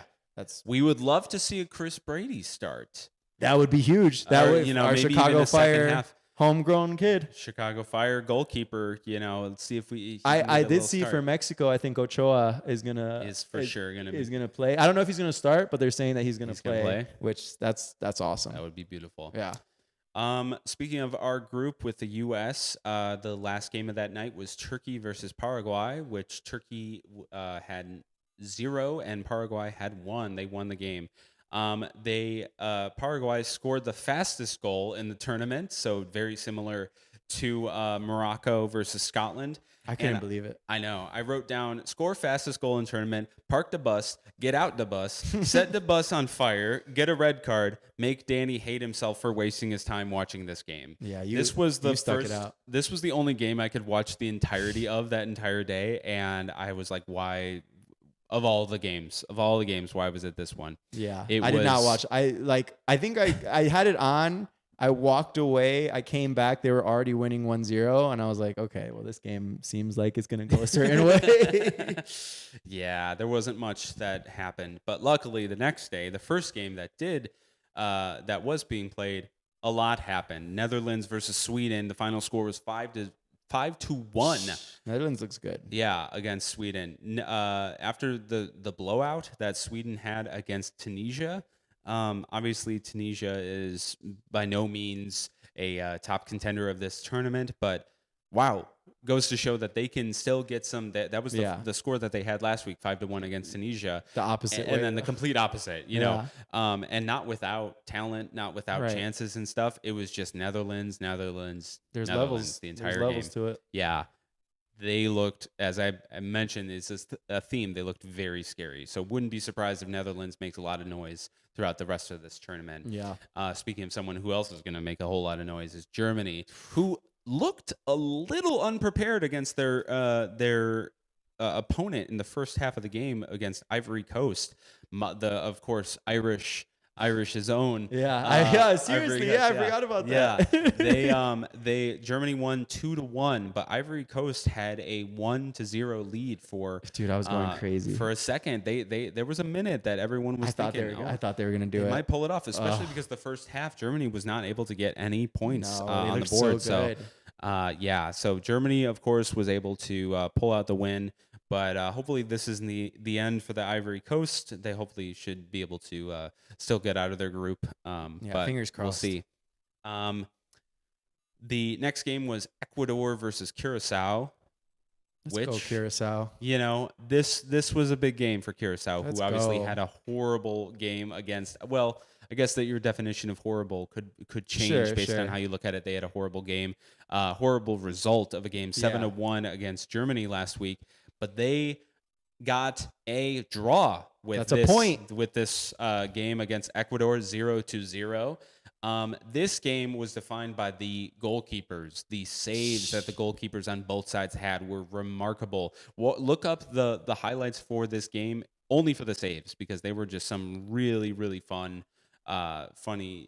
moments of just some real nail biters going on. So check that out. Yeah. And we ended the night with, of course, Tunisia, yikes, against Japan. 0 Tunisia, Japan 4. Whoops. Tunisia, you have been dismissed from playing soccer ever again. Oh my God. They were just happy they were there. That's right. Tunisia, of course, winning their last 2 games, and only 2 games, have been eliminated from this tournament. Mathematically, they're still going to be playing next week, but they are out. Yeah. And the only other thing that I have to take from this game was, as I mentioned before, there were a ton of Mexico kids. This, of course, was being played in Mexico. I think the Japanese have really embraced. They really the seem Mexican to, culture, So it's beautiful. It's beautiful out there. That's like I also am a big fan of Japanese culture, and I'm a fan of the team, and I'm reading Tokyo Vice right now, and it's been really good, and just learning a lot more about the customs in Japan. And I think there's a lot of ties of like just the way the Mexican life is led and the Japanese life is led. And interesting. So it kind of makes sense that like there's a lot of Mexico kids. I think kind the Mexicans are really embracing the Japanese, and the Japanese are embracing Mexico. It's a beautiful thing. This is the thing that the World Cup brings. That's what it's all about, man. Yeah. I love it. That's so cool. Then, of course, Sunday, June 21st was my birthday. Yeah, 27. Happy birthday, Danny. Well, thank you. I guess that they didn't get the memo with the World Cup because these games were boring. No, they were okay. Spain showed that they were actually living with a pulse, and they beat Saudi Arabia 4-0. I would hope so. And the main thing to take away from this game, at least in my eyes, was that it was the first Lamine Yamal World Cup goal. So it's first of many, hopefully. First of many, yeah. We'll see. He's of course the hero of the Spain national team. Yeah, they're maybe not their best player yet, but he's definitely going to be. He's up there. And he's if so things good. go to plan, if he's not messing around on the boat anymore. Yeah. I mean, we'll see. Could I give you a quick thing about that actually that I saw? So Lamine Yamal, he scores his first goal almost to the day, the exact age that Messi was when he scored his. I don't think their birthdays are the same. That would be crazy if they do have the same birthdays, but like they're the same years and months old, and they both wore the number 19. Wow, at the same time. At the same, yeah, because he didn't have 10 yet for Argentina. Yeah. He wasn't there yet, and right now, also Lamine doesn't wear 10. He wears 19. Wow. But like the parallels between them are crazy. They both played for Barcelona. They're both number 10 on Barcelona. He scores at the exact same age in his first World Cup that Messi scores in his first World Cup. There's all these ties. And then I saw this other thing that like apparently when Messi was playing in Barcelona, which is in Spain, his parents signed him up as like a baby. Yes. So did you see this? Yes. Let's keep talking. Yeah, as a baby to like meet Messi or whatever, and like he did get picked, and it's like I don't want to get into like superstition or anything, but I'm starting to think that Messi might be like a soccer god. Honestly. Like the fact that like I think Lamine was, like held by Messi as a baby has now given him this like unreal. Like it's like he has a veil of greatness over him. That's baby That's baby literally Baby Lamine Lamine. with young Messi, and he's doing the things that Messi did at the exact, like he's hitting all the beats Messi hit. That it's just That's insane. Messi has cool. to be like some sort of soccer god. Like Yeah. it's I mean, I don't want to dismiss Yamal's greatness. Like he's clearly great, but like what are the odds? Like what are the odds that these things would be so hand in hand? That's so cool. It's insane. You know, speaking of the passage of time and Lamine Yamal, Yeah. I needed to point this out. I feel like this looked like Lamine Yamal went to the beach that makes you grow old. Yeah.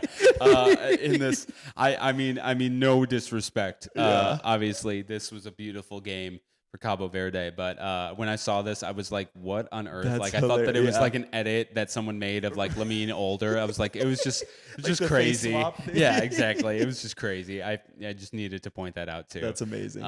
Let's get back onto Let's wrap it up. Yeah, let's see what else we got. Okay, we had a very irritating game in my eyes. Belgium versus Iran. The final score is 0-0. Jeez. The goalkeeper from Iran was the hero of the game. Good for him. He had plenty of saves that were really, really special. And Belgium not looking too hot. And I was saying they could really use a golden boot striker right about now. They sure could. Cough, cough. Hugo Kuipers. I don't know where he's at. Just training for the Chicago Fire. Like that's Just fine. readily Let him rest available. up. Let him rest That's up. true. We need him. He wants that golden boot, baby. Yeah. So speaking of Cabo Verde, the next game was Uruguay versus Cabo Verde, and the final score for that was, let's keep the fairy tale going, 2-2. Dude, I they love pull it. off another draw, I love it. and not only that, it was the first goals for Cabo Verde in a World Cup. So And there's- really. They're still in it. Like Yeah, they're not eliminated. No, they like aren't. They could make it to the round of group of 32. So That's amazing. and it all depends on the Uruguay versus Spain final game Yeah. of their group. So really fun stuff to see. Could we get a goalkeeper Instagram follower track? Dude, we talked last week, and I mentioned a number of about 2 million followers. Yeah. I messaged you a screenshot that same night Yeah. that he had hit over 5 million followers. Jeez Louise. This week, after his second game, Vuzinha from Cabo Verde, the goalkeeper who was the hero of the first game and quite honestly the hero of the second game, Hero of the World Cup at hero this of the point. World Cup, he has currently 15.5 million followers on Instagram, That's insane. which is the same as Tom Brady. Arguably the greatest American football player of all time. That's hilarious. Insane. That's- So just yeah. goes to show the touch that the World Cup has on the entire world and how much of it Seriously. is- I also saw a thing, speaking of the goalkeeper. Sure. His he really wanted his mom to be there, but she couldn't get her visa approved. But then they put like a request in, and through a were able lot to of get it like work. hard work, she was able to get there, and she was there for this game. That's So, remarkable. how How beautiful. I saw him crying at the end and I was like, I know that this Yeah, must mean I mean, everything. his Like, mom was there, Yeah. and he's getting the saves, he's getting Ugh. these draws. Like, you gotta love it. You gotta love it. It's amazing. Then we ended the night, of course, with Egypt versus New Zealand. Egypt pulling off the win 3-1. Mo Salah. Mo Salah, and also not only did he get a goal in this game, but also it was the first ever World Cup win for Egypt. Which, quite honestly, I feel like we keep saying that about certain countries where I'm like, it took Right. like no, until seriously. 2026 to like Seriously. get to that point. So it really goes to show this is not an easy competition by any No. means. But it also shows everyone is like really putting their best effort. Absolutely, Everyone's trying. So this was a special game. And then, of course, today that brings us to June 22nd, Argentina versus Austria. We already alluded to it a little bit today, We but tried that one. I also want to say game just ended. Norway beat Senegal 3-2. 3-2. Okay. Seems like that was probably a pretty good one. We got to look at those highlights later. Yeah, because I saw at one point that Norway was up 3-0. So yeah, So, Senegal we'll have got to get back to in it. it. But yeah, that literally I think just finished like 2 minutes ago. Do you know what the final score for? Let's see what the final score for France. Were they able to finish that game? Oh yeah, they must have. Well, they were whooping them, right? They were. Yeah. It was Senegal that they played. Yeah, 3-1. Or wait, No, that was last week. that was last week. That's embarrassing. That's so embarrassing. That's dude. so You're embarrassing. you don't know anything about Danny soccer. next week is gonna have a new co-host because he said I know nothing about soccer or the they're World Cup. replacing him with like another Mexican player. Because obviously Casillas is going to be on the Mexico team, Right, so it's kind of like a roster. Yeah, change, get ready, a trade. Gutierrez. Yeah, that's right. You're yeah. on TLDRFC. Wow, Mbappe had 2 goals, so he's coming in hot. He's ready for. He's chasing Messi. He's chasing Messi as usual. Oh my gosh. 3-0 was the final score. Yes. For Iraq. That's who they played. That's right. Yeah. Speaking of guys naming dudes, that brings us to my next favorite segment. You love naming guys dudes. naming dudes. I don't know if you have anybody I needed to shout out. One of the easier highlights that you can see. Yeah. Probably could have seen this coming. Cucho Hernandez from Colombia. He was the one that had the incredible assist. Obviously, we can't show it here, but if you haven't seen it before, you should look up Cucho Hernandez's So good. assist for Colombia to, as I mentioned, mark that exclamation point against Uzbekistan. He was beautiful, beautiful, beautiful. Yeah. Only dude that I will name is Raul Rangel. He is the goalkeeper for Mexico that got that stop. And honestly, I just feel like maybe the goalkeepers of Mexico are touched by the gods. Because, I mean, I've talked about Ochoa, him being in his 6th World Cup. He might play next week because Mexico has gone through. But he obviously has this history of greatness. Raul Rangel. It's kind of funny that his name is Raul and our best player is also Raul. So I got to make sure not to just to call him Raul because Right. you'll think it's the other Raul. But for him to have a goal like that and clean sheet and just do what he did, that save was amazing. And I'm just like, maybe Mexicans produce good goalkeepers. And No I hope kidding, that like keeps going. So Yeah. that's awesome. That's the only guy I got to name. We named a bunch of dudes as we were going out Of course, there's the plenty. list, too. There's Yeah. plenty. We could rename this entire podcast to that. Yeah, guys, soccer guys naming soccer dudes. We're gonna. We're on to something. We're on to something. Write that down. Write that down. Write that down. All right, dude. Before we wrap things up, I wanted to make sure that we had a live standings look. Oh, nice. At what we're working with. Yep. So we've got over here the.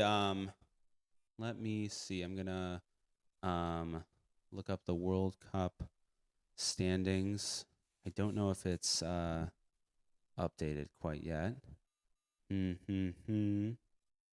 Hello. It wouldn't be a TLDR without some technical difficulties. Yeah, I think this was the furthest we got, with just smooth. I know, right smooth at the away. very end, right at the tail end. God, But this is not an audio difficulty. That's so right. That's a win here. As far as we know, I guess we'll like find out. we're gonna listen.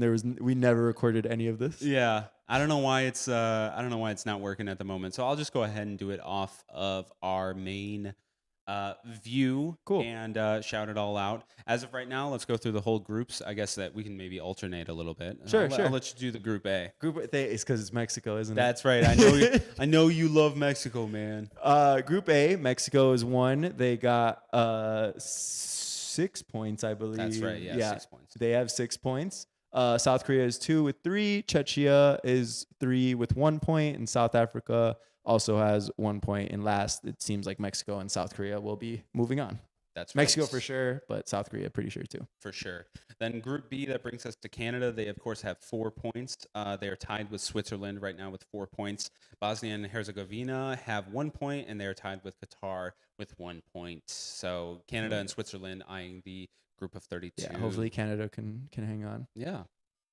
Group C, we got Brazil in first place with 4 points. Then Morocco with also 4 points. Scotland with 3.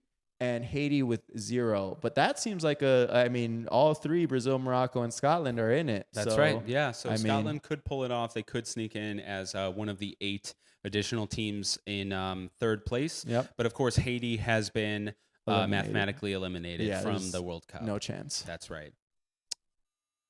So Group D is obviously the USA. They are with 6 points. That's USA. Right. I believe that we will win. I believe that we will win. That was beautiful. That was a moment.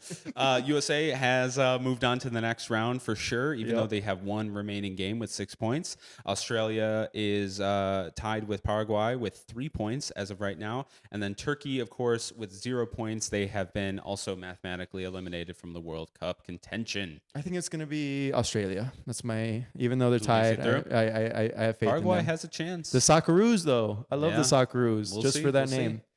Group E, we got Germany with 6 points. No surprise there. Côte d'Ivoire with 3. Côte d'Ivoire? Ivory Coast.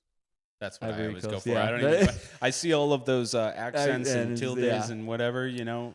Well, they have I get 3, freaked out. and then Ecuador and Curaçao. I keep wanting to say Curaçao. They are tied at the bottom with 1, so it seems like Ivory Coast might get through. But who knows? Last game, anything could happen. We'll see, of course. Germany for sure, though. That's right. Group F, we've got Netherlands in the lead with 4 points. Japan not too far behind with 4 points. Sweden with 3 points. And then, of course, Tunisia, the only other team that has been mathematically eliminated from World Cup contention. Sweden, Japan, and Netherlands, I would not be surprised if they all made it through, but it really looks like Netherlands and Japan are definitely up on the round of 32 board. Yeah. And then we got Group G with Egypt in the lead with 4 points. Then we have Iran and Belgium tied with 2. And then New Zealand has 1. It's not looking good for New Zealand. Not looking hot, yeah. And also very surprising from Belgium. I feel like they have been, they were a dark horse candidate coming into this that I think people are automatically kind of out on. Yeah, well, now, I mean, just we'll see if they can even make it on. 2 not good showings. Yeah. But I mean, Egypt, I love Mo Salah, so I'm happy good for them. Good for them for being at the top of the group and getting their first win. 100%. Group H, you got Spain with 4 points right at the top. You got Uruguay with 2, with Cabo Verde right behind them with 2 as well. And then Saudi Arabia at the bottom with 1. Let's see if Cabo Verde can pull it off and make the round of 32. I think that there's a very real possibility that they do because their next game is, of course, against Saudi Arabia, who is at the bottom of the table at the moment. If Uruguay is still struggling, I'm sure Spain wants, like, I think that first game still has left them with a sting that I'm sure they're still going to want to go out and prove something against Uruguay. So that's great for Cabo Verde. Let's hope for the best. I'm rooting for them. Group I, we have France and Norway tied. I forget that they're in the same group. That's insane. I mean, if it wasn't for Senegal and Iraq, I feel like this would be group of death territory because those two teams are so good. But France and Norway, they both have 6 points. Senegal and Iraq both have 0. So it's just kind of like you have 2 very dominant teams and then 2 teams that are just trying to hold on. Their way out. It doesn't look good. Yeah. So I am curious now that it's like the live standings that if Iraq and Senegal have been eliminated, I believe that they would be at this point, but I think that it is. I think you're right. I'm fairly certain that they are. Because they both they lost, have 2. I so think that they got no ultimately points means that, there. Yeah. Unless barring there's some being weird FIFA math that it looks like Senegal and Iraq have been eliminated from World Cup contention. So thanks see. For showing up. Thanks for showing. Then Group J, we've got Argentina right at the top with 6 points. Austria with 3 points right behind them. Not right behind them, but behind them no less. Jordan and Algeria at the bottom with 0 points. But of course, they have not played this week yet. So we'll have to see what their fate holds. Yeah. Then we got Group K with Colombia in the lead with 3 points.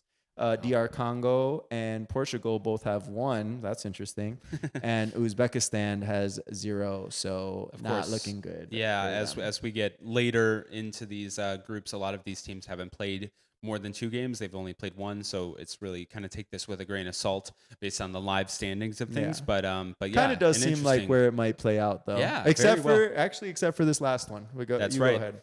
So Group L is, of course, England with in the lead with 3 points. Ghana with 3 points right behind them. Panama with 0 points and Croatia with 0 points. Of course, they've only played 1, so with that huge caveat at the end. Yeah, I'm hoping for a bigger showing from Croatia tomorrow. I have a good feeling. Right? I have a good feeling that Croatia could sneak into the round of 32, but we'll have to see. Yeah. Now, looking forward for the next week, there are obviously loads of games, but games that I'm sure we at least think could have some fun. There's some games too aspects that to it. because teams are already through, they're gonna be putting their bench out there and Exactly. stuff. So, but Exactly. like there is also games that like are like almost must-win situations. Absolutely. So there's a few that I wanted to highlight. Obviously, any game is great, but a few that I wanted to highlight. I think that Norway versus Senegal should be good because Senegal sure. will be fighting for its life out there for their lives. Unless, actually, now that I think about it, they've been eliminated. So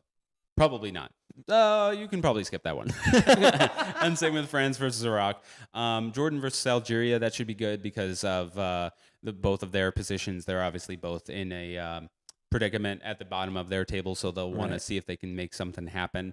Then Colombia versus DR Congo on Tuesday, June 23rd. If anything, just to see your guy. Exactly. Yeah, he should be at the game. I need to find out his name again. I'm blanking on it now. But he should be at the game, and so that should be a lot of fun. And obviously, if you watched the Portugal game, it was mostly Portuguese fans, or Portugal fans rather, and the entire place was completely decked out in red. Colombia, it shouldn't be too different, but it is fun to see the proud of the DR Congo fans. They are ecstatic to be there, and so it was a lot of fun to see there. Yeah. Then on Wednesday, June 24th, the one that I had highlighted, of course, is Czechia versus Mexico. Mexico has made it to the next round, so again, this one might not be as high of stakes, but I think Czechia is gonna want to still win. You know, and if Ochoa plays, could be the last time he plays in a World Cup. So there's some storylines there, and there's something to be said about like stress-free games. Yeah, Theoretically, I guess we'll see if that holds up. And then Thursday, we've got some good games coming up. Japan versus Sweden should be good. Be a good one. That's the one that I had circled on the calendar. And, of course, Turkey versus USA. USA has, of course, made it through. Same thing with Mexico. Yeah. There's still some stuff that you could learn from games. There's a good like chance that other players that we're not going to see throughout the remainder of the competition are going to be playing. So that's always fun to see. Right.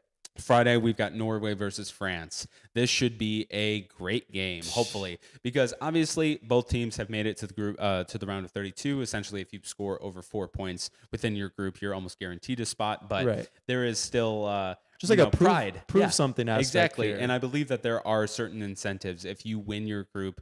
All three wins, there are certain perks of like scheduling and things like that. Yeah, so, and I think you get the easier competition too of like you play a third place team, but if you win, if you win the group, you play a third place team. I think if you're second, you play another team that got second, kind of thing. Makes sense. I'm probably off, but it's something similar. to that. Yeah, but there is a particular advantage with it. Just to be that was another thing with Mexico getting through. Because they got through, they are for sure going to be in Mexico City for their round of 32 which is game. huge. Yes. Because I think the round of 32 games, the locations are already set, just not the teams. So they got to get basically a home game for the round of 32, which is awesome. That's right. And then that same day is Uruguay versus Spain. That should be a good game. Uruguay's playing for their life. That's exactly right. So we'll have to see if what comes of that. I believe that if there's something along the lines of like if Spain draws this game, they would likely have to face Argentina in like the round of 32 or something like that. Yeah. And obviously no one wants that. They want that like way later. Yeah. So I think that there's a lot of pressure on that. There's some weird scheduling thing. So Spain is obviously hoping to find a win, but also Uruguay is, like you said, is playing for its life. So. Right. I think there's a chance too. Like I think if they lose or something, they might play Mexico, which I don't want that. Yeah. So there's a lot of different A lot of hypotheticals. And then on Saturday, June 27th, you got Colombia versus Portugal. So that's one that I feel like should be good because again, both, do they right the ship? Right. Yeah. Both of these teams have not. They've only had one showing so far. So, or I take that back. Did Colombia played Uzbekistan this past week? Yeah. And then did they play last week? I'm forgetting now. I think that they've only had one showing. Yeah, I think they've only have. Oh yeah, because that's the Saturday game. That's right. Yeah. So they've only played last Saturday. Yeah. So that should be a good one. That should be fun. And obviously Portugal. We'll see if I think it's pull something together on both sides. Where like Portugal is like no, we're good, and Colombia is like I think Colombia had a good showing, right? And I think they're trying to capitalize off that of like still show that they're still good. Portugal is like almost like on a get back situation. For sure. And then Sunday, we're already in the round of 32, dude. That's insane. It's crazy. That's so crazy. It's been flying by. Yeah. So round of 32 game on Sunday. Super excited to watch that regardless of who's in it. And then Monday, June 29th, we've got 2 round of 32 games. And both should be good. So we will have some more updates as they come along. Hopefully these are some good games coming up, but this next week should be interesting. We'll hopefully see some fun memes that come from these stories of wacky games and different people starting. So regardless, we will be watching, and we hope that you continue watching us to get your inside knowledge on soccer. Yeah, we really hope. Yeah, even if you don't watch these games, just tap in here and we'll give you the best stuff of all of them. We've given you the best stuff. We can try it. Yeah. So even if you just take a couple things from here to spread to your friends, I think that should be good enough. People will think you're watching these games intently. Right. Yeah. It's nothing to sneeze at. Nothing to sneeze at. That's the TLDRFC motto. Yeah, that's right. Well, thank you so much for watching, for listening if you're on Spotify or Apple Podcasts. And make sure to subscribe, to like, to follow, to leave a comment. Any of all that, we really, really appreciate it, and appreciate you for taking the time to hear our yapping ugly boys, Yapping about soccer, who am I kidding? about This football. guy's adorable. I shouldn't be guy. saying ugly. Birthday boy over here. Come on, get out of here, dude. All Thank right. you, everybody. Thanks so much. We'll see you next week. Bye-bye. Bye. TLDRFC, let's go!